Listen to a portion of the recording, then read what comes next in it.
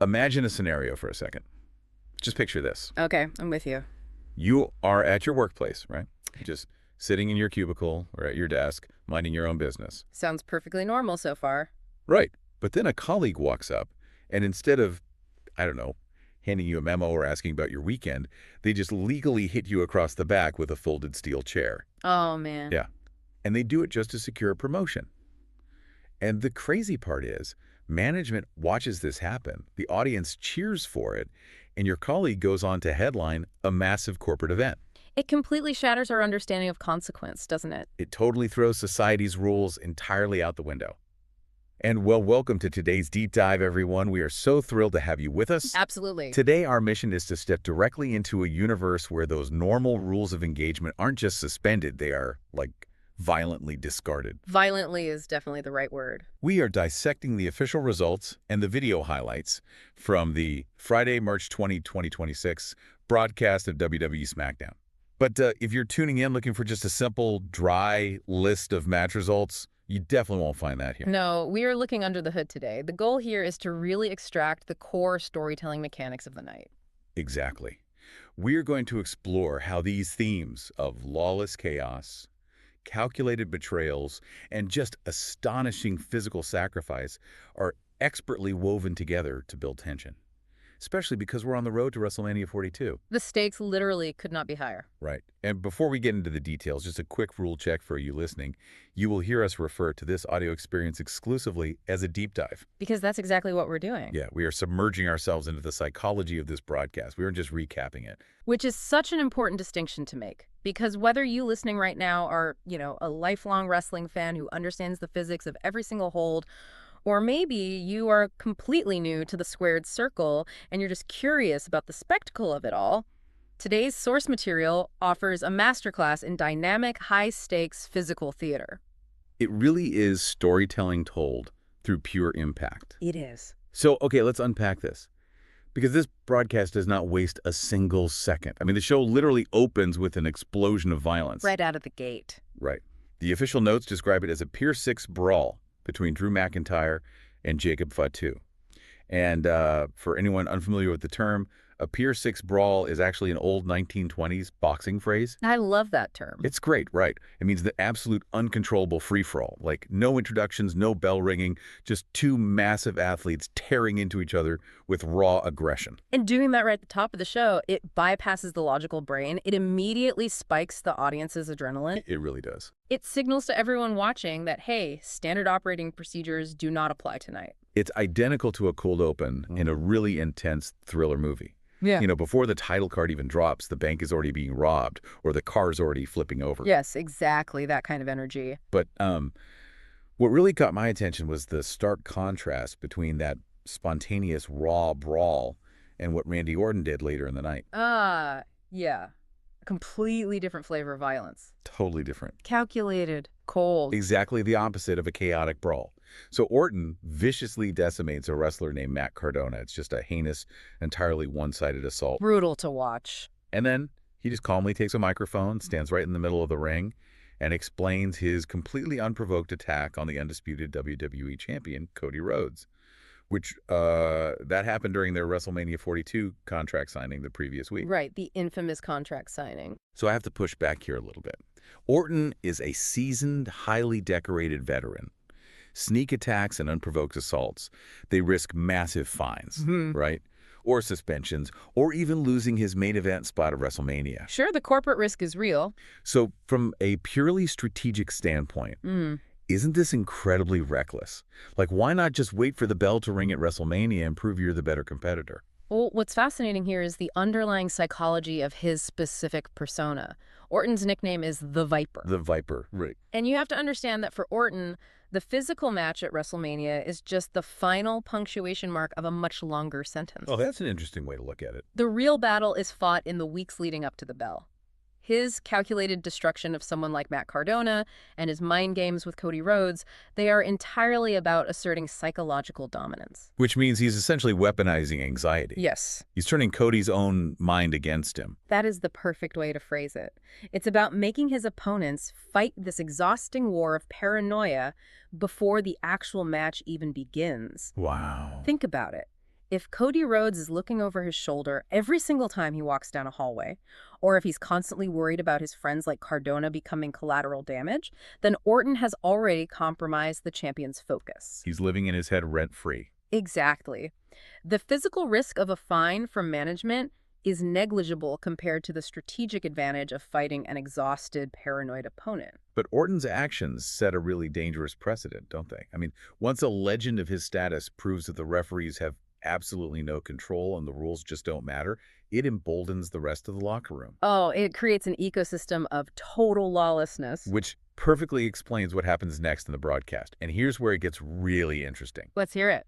Once you, as a viewer, accept that the rules are merely suggestions, you start looking at the match results for the rest of the night.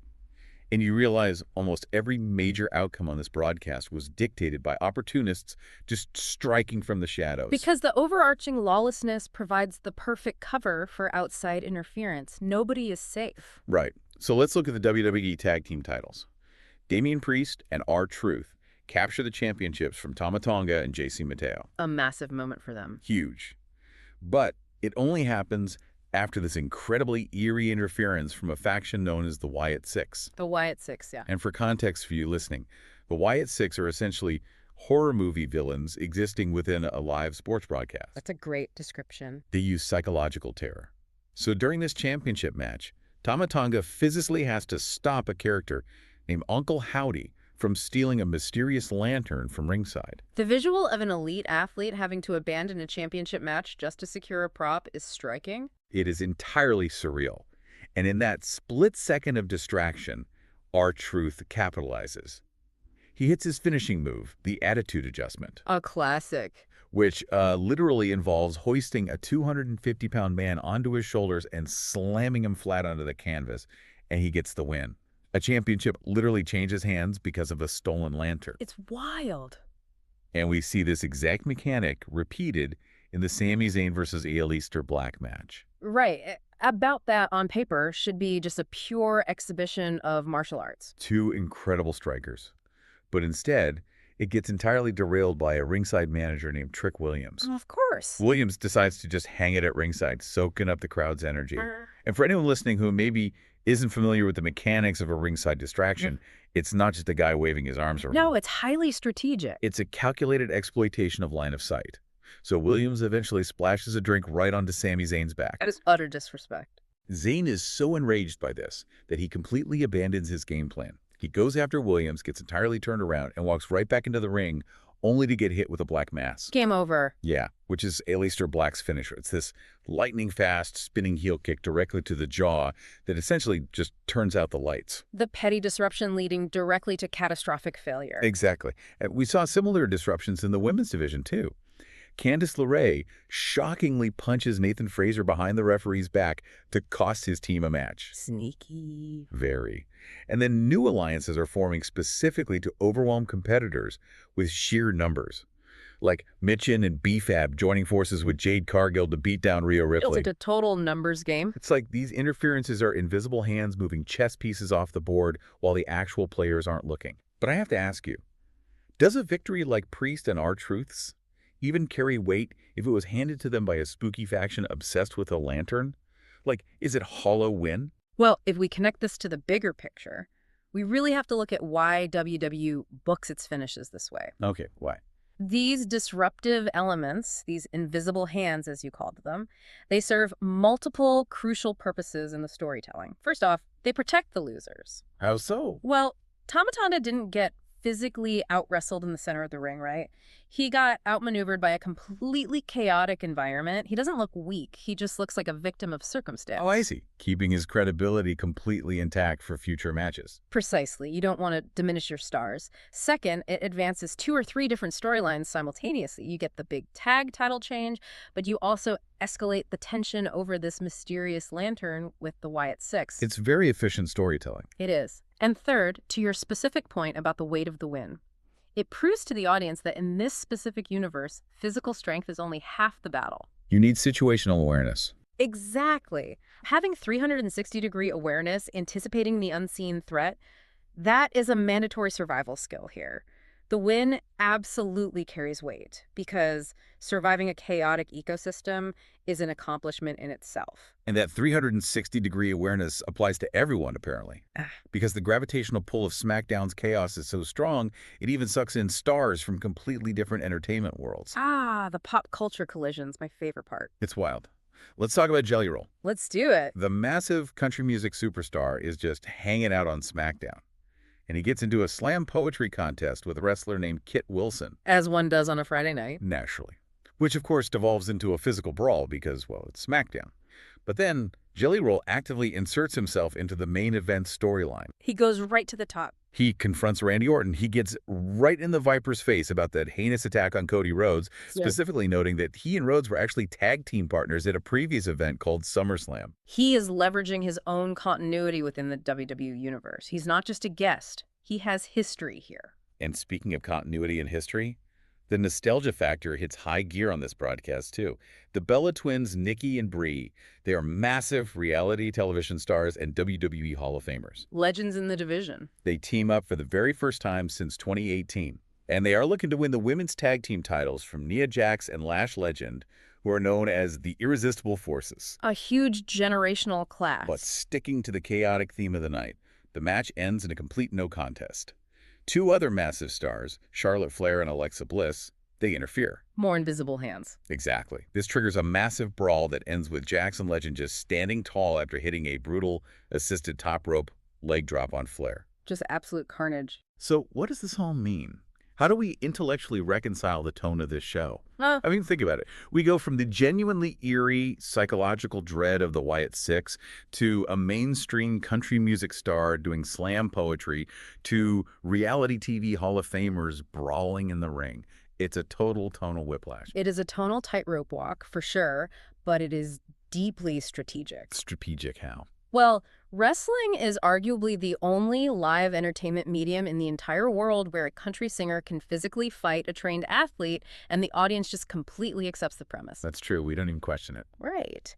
And by weaving a mainstream music star like Jelly Roll into a blood feud with someone as dangerous as Randy Orton, and by bringing back legacy acts like the Bella Twins, the show successfully captures a very specific demographic. The casual viewer. Exactly. We can call it the learner demographic. These are casual viewers or pop culture fans who might tune in initially just for the celebrity appearance, or maybe to see a familiar face from a decade ago. They come for the flash. They come for the flash, yes. You hook them with the familiar, and then you trap them in the overarching narrative. Exactly. Because if you don't know the intricate, decades-long history of the tag team titles, you at least understand the basic human interaction of a musician defending his friend from a bully. Right. It's universal. It grounds this highly extravagant, insane world in relatable pop culture touchstones. It lowers the barrier to entry so anyone, including you listening right now, can understand the stakes immediately. But the Flash only gets eyes on the product. The reason those casual fans ultimately convert into invested, long-term viewers is the sheer agonizing physical lengths these competitors will go to for a championship. The human toll is the undeniable core of the broadcast. Without it, none of the flash matters. Which brings us to the absolute centerpiece of the night's in-ring action. The United States title match between champion Carmelo Hayes and Ilja Dragunov. What a match. We have to dwell on the specific, brutal details of this match. Because if you didn't see it, you need to understand the physical reality of what these two men put themselves through. The physical stakes here were immense, just off the charts. Picture this. Early in the match, Carmelo Hayes hits an epic dive over the top rope. He's soaring through the air to crash onto Dragunov on the outside. but he overshoots slightly. Oh, man. His ribs collide violently with the edge of the broadcast announce table. Ouch. And we're talking hard plastic, heavy steel monitors, unyielding edges. You can instantly see the injury. His breathing completely changes. But moments later, despite those injured ribs, he climbs all the way to the top turnbuckle and executes a frog splash. Which is a move that demands complete bodily sacrifice. It really does. And for those trying to visualize it, a frog splash requires the wrestler to leap from the top rope, extend their arms and legs outward to stretch their core in midair, and then snap them back in before landing squarely on their opponent. It requires maximum core extension. Yes. Doing that with cracked or deeply bruised ribs is unimaginable pain. He is weaponizing his own injured body. And his opponent, Ilja Dragunov, whose nickname is literally the Mad Dragon, he shows absolutely zero mercy regarding that injury. Not at all. Dragunov ruthlessly hits Hayes with a move called a Death Valley Driver right onto the hard ring apron. He hoists Hayes onto his shoulders and drops him neck and back first. Just vicious. And for anyone listening who doesn't know, the ring apron, that narrow edge just outside the ropes, is the least forgiving part of the entire structure. People don't realize how hard it is. The center of the ring has a little bit of bounce, right, to absorb impact. But the apron is essentially a thin layer of canvas pulled tight over solid wood and steel framework. There is zero give. It is the equivalent of being dropped from 6 feet in the air directly onto a hardwood floor. And the sequence somehow continues to escalate from there. Dragunov attempts a maneuver known as a coast-to-coast. Incredible move. He climbs to the top rope in one corner of the ring and physically leaps across the entire 20-foot span of the ring to deliver a drop kick to Hayes in the opposite corner. The physics of generating that much horizontal distance are just insane. It is a massive, high-risk, high-reward gamble. But Hayes miraculously counters it. He hits his finishing move, called the first 48, in midair. So that's two bodies crashing into each other at maximum velocity while suspended above the canvas. Unbelievable timing. Dragunov somehow survives it, and he fires back with his own brutal strike, the Torpedo Mozga. Yeah. And finally, we reach the miraculous finish. Dragunov attempts a powerbomb, looking to slam Hayes straight down. But Hayes, with his ribs absolutely destroyed, somehow uses his opponent's momentum to reverse the move into a sunset flip powerbomb. Wow. He pins Dragunov's shoulders to the mat to retain his title. It is breathtaking to watch. But I have to ask the philosophical question here. Go for it. At what point does the desire to hold a piece of gold cross the line into foolish self-destruction? Like, is diving rib first onto an announce table and absorbing that level of trauma actually worth a championship belt? Well, this raises an important question about the psychology of a champion, and it's the exact reason why this matters to you, the listener, sitting in your car or at your desk right now. Because this match is the ultimate exaggerated metaphor for ambition. The physical manifestation of refusing to quit. Yes, exactly. The physical storytelling of Carmelo Hayes fighting through a self-inflicted, agonizing rib injury to miraculously retain his title, it demonstrates a level of human resilience that anyone striving for greatness can understand. It's universal. It is. Even outside the ring, we all face moments where pursuing our goals literally hurts, where we make a miscalculation like Hayes overshooting that dive and crashing into the table that jeopardizes everything we've worked for. Right. You make a mistake and you have to own it. And watching him find the internal fortitude to counter that final power bomb despite being physically broken, it resonates deeply because it is a triumph of will over biology. It's not just about the gold. It's about proving to yourself that your threshold for suffering is higher than your opponent's.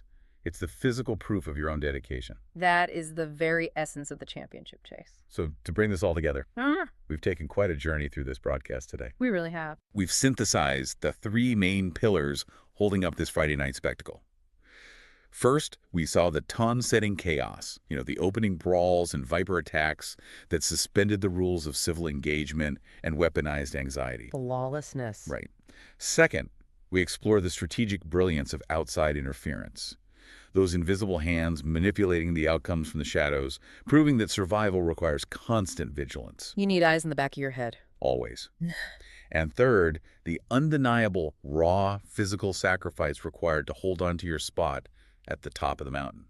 The human toll. Exactly. And bringing it all back to you, the listener. How does this apply to your Tuesday morning? The parallels are actually surprisingly strong. Whether you are navigating complicated office politics where the rules seem to change daily, or you're dealing with totally unexpected disruptions in your own life, like a metaphorical drink splashed on your back when you're trying to focus, or whether you are striving for a difficult personal goal that requires you to push past your own perceived biological or mental limits. The exaggerated theater of SmackDown offers a highly relatable reflection of all of that. It is a masterclass in strategy, resilience, and survival in a totally unpredictable ecosystem. It is an incredible lens to view our own struggles through. And before we go, I want to leave you with one final lingering question to ponder as you go about your day. Let's hear it. We've talked deeply about the lawlessness, the shifting alliances, and the unbelievable lengths these athletes will go to for a win right before the biggest event of the year. But if the lines between allies, enemies, returning legends, and outside celebrities are this violently blurred right now, what happens when the dust finally settles after WrestleMania? That is the real question. When the adrenaline fades and the titles are decided, how do these competitors actually live with the bridges they've completely burned to the ground just to get to the top? Can a locker room that operates on paranoia and betrayal ever actually function normally again? The emotional and professional fallout of those brewed bridges is often far more dangerous than the physical injuries. It's definitely something to think about. Because once that invisible wall of rules is shattered, you can't just put the glass back together. You really can't. Well, thank you so much for joining us on this deep dive. We loved unpacking this with you, and we will catch you on the next one. Stay curious.